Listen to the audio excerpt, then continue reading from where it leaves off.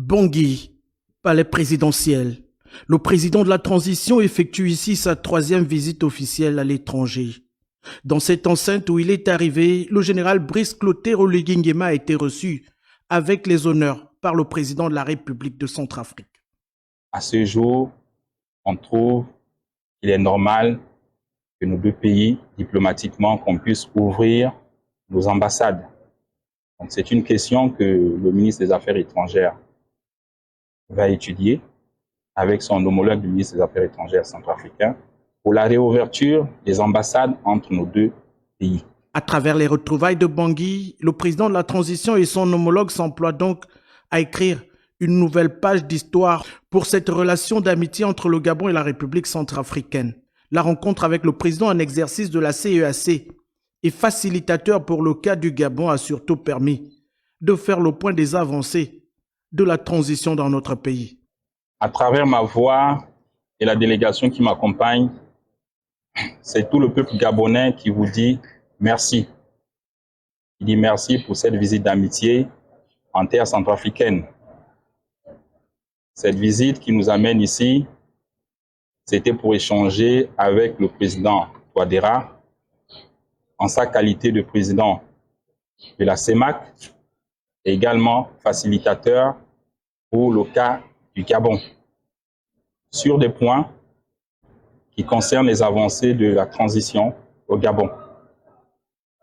Notamment après ma visite en Guinée équatoriale, chez le patriarche Obiang Nguema, et également au Congo-Brazzaville, à Oyo, avec le président Sassou, un des patriarches, qui a également l'expérience des trois transitions en Afrique.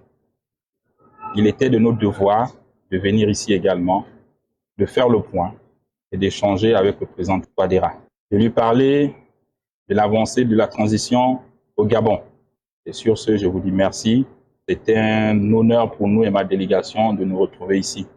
Et que je félicite beaucoup le président Touadéra ici présent dans son rôle de facilitateur et qui nous accompagne. Si la réouverture d'une représentation diplomatique dans les deux pays était bien au menu des entretiens, le président de la transition et son homologue du jour restent beaucoup plus motivés par la construction d'une architecture commune de paix durable dans la sous-région d'Afrique centrale et sur l'ensemble du continent pour offrir de meilleures opportunités de développement à leurs peuples respectifs en quête d'une vie meilleure.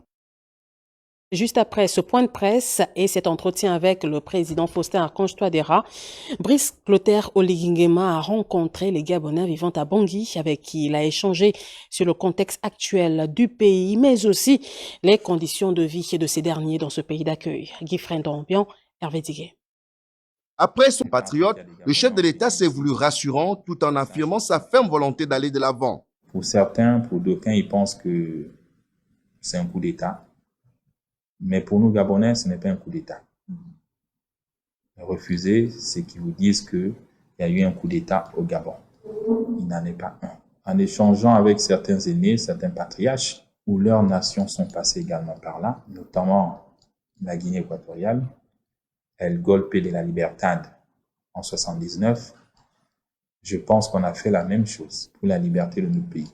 C'est un coup de la liberté, un coup pour la paix, l'éclat pour la démocratie. Il faut mettre en place une nouvelle constitution. Il faut que les Gabonais se parlent, qui disent ce qu'ils veulent de la constitution du Gabon de demain. C'est ce qui est important. C'est cette constitution qui va nous orienter vers les 60 ans à venir, en se penchant peut-être d'ailleurs sur ce qui s'est fait en 91, sur la constitution de 91, où beaucoup s'accordent à dire qu'elle était la meilleure de ces temps. Et revoir également le code électoral, la loi électorale. Une fois que toutes ces choses sont mises en place, rapidement, nous allons vers les élections.